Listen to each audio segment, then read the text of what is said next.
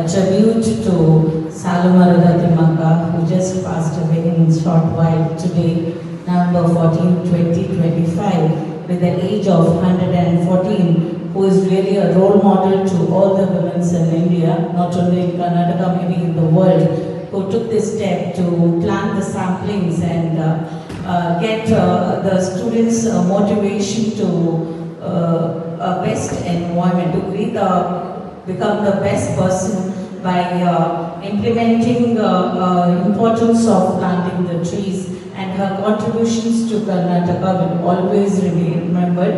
I really have due respect to this lady, Padma Shri recipient of our nation, and a well-known lady who has been taught in all the textbooks of the little ones to know how effortful she was in an early age. ಜನ್ಮದಿನಾಚರಣೆ ಇವತ್ತು ದೇಶಾದ್ಯಂತ ಮಕ್ಕಳ ದಿನಾಚರಣೆಯಾಗಿ ಆಚರಿಸುವಂತಹ ಬಹಳ ಸಂತೋಷದ ಸಂದರ್ಭದಲ್ಲಿ ಕರ್ನಾಟಕದ ಜನತೆಗೆ ಸಾಧಾರಣ ಮಧ್ಯಾಹ್ನದ ಹೊತ್ತಿಗೆ ದಿಗಿಲು ಪಡುವಂತಹ ಒಂದು ನೋವಿನ ಸಂಗತಿ ಕೇಳುವಂತಾಯಿತು.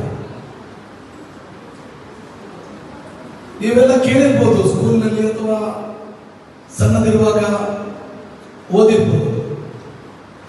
ಸಾಲುಮರದ ತಿಮ್ಮಕ್ಕ ಅಂತೇಳಿ ಹೆಸರುವಾಗಿಸಿದಂತಹ ಗಟ್ಟಿ ಮಹಿಳೆ, ಗಟ್ಟಿಗತ್ತಿ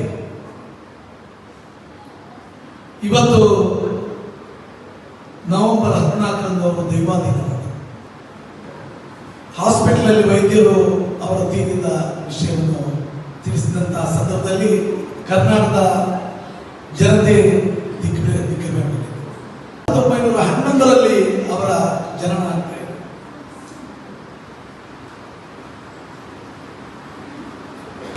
ಕರ್ನಾಟಕ ರಾಜ್ಯದ ಒಂದು ಪ್ರಖ್ಯಾತ ಪರಿಸರವಾದಿಯಾಗಿದ್ದರು.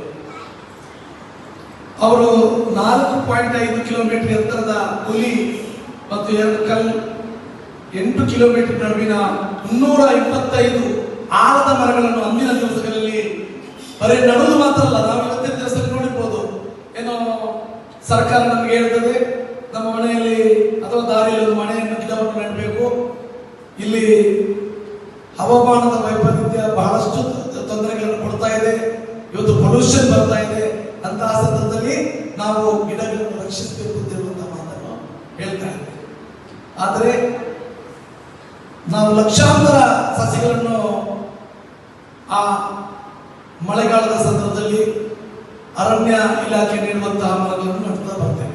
ಸ್ವಾತಂತ್ರ್ಯ ದಕ್ಕುವುದಕ್ಕಿಂತ ಮುಂಚೆ ಜನನವಾದಂತಹ ಆ ಸಾಲುಮರದ ತಿಮ್ಮಕ್ಕ ಹಲವಾರು ಮರಗಳನ್ನಿಟ್ಟು ಅದನ್ನು ಒಣವಾಗಿ ಮಾಡಿಸಿ ಮಳೆ ಬರಲಿಕ್ಕೆ ಕಾರಣವಾದಂತಹ ಪುಣ್ಯಾತ್ಮೆ. ಬಹುಶಃ ಪ್ರಶಸ್ತಿಯನ್ನು ಭಾರತ ಸರ್ಕಾರ ನೀಡುತ್ತದೆ. ಅಂತಹ ಒಂದು ಗಟ್ಟಿಗತ್ತಿಯ ಮಹಿಳೆ ಭಾರತದ ಇತಿಹಾಸದ ಪುಟವನ್ನು ಸೇರಿರುವಂತಹ ಸಂದರ್ಭದಲ್ಲಿ ಮಿಸ್ಬಾ ಕಾಲೇಜಿನಲ್ಲಿ ಕಲಿಯುತ್ತಿರುವಂತಹ ಮಹಿಳಾ ಮಣಿಗಳಾದಂತಹ ಅವೆಲ್ಲರೂ ತಮಗೆ ಒಂದು ಪಾಠ. ಅವಳು ತನ್ನ ಇಳಿ ವಯಸ್ಸಿನಲ್ಲೂ ಪರಿಸರವಾದಿಯಾಗಿ ಈ ಭಾಗದ ಯಾವ ರೀತಿ ಪೊಲ್ಯೂಷನ್ ಇರ್ತದೆ ಅದನ್ನು ನಾವು ಎದುರಿಸಬೇಕಾದ್ರೆ ವೃಕ್ಷವನ್ನು ಬೆಳೆಸಬೇಕು. ಆ ವೃಕ್ಷದ ಮೂಲಕ ಜನರಿಗೆ ಯಾವ ರೀತಿಯಲ್ಲಿ ಆಕ್ಸಿಜನ್ ಕೊಡುವಂತಹ ಕೆಲಸ. ಕರ್ನಾಟಕ ರಾಜ್ಯಕ್ಕಾಗಿ ಬಹುಶಃ ಹೆಸರು ಗಳಿಸಬೇಕು, ಪದ್ಮ ಪ್ರಶಸ್ತಿ ಗಳಿಸಬೇಕು ಅಂತ ಹೇಳುವಂತ ಆಶಯವಿಲ್ಲ. ಅಂತಹ ತ್ಯಾಗ ಮಾಡಿದಂತಹ ಮಹಿಳೆಯ ಮರಣ ಆದಂತಹ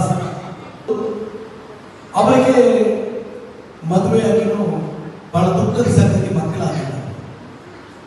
ತನ್ನ ಮಕ್ಕಳ ತರ ಪ್ರೀತಿ ಇಟ್ಟು ಆ ಮರಗಳನ್ನು ಬೆಳೆಸುವಂತಹ ಕೆಲಸವನ್ನು ಮಾಡಿರುವಂತಹ ಆ ಪುಣ್ಯಾತ್ಮೆ ಇವತ್ತು ನಮ್ಮೊಂದಿಗೆ ಇಲ್ಲ.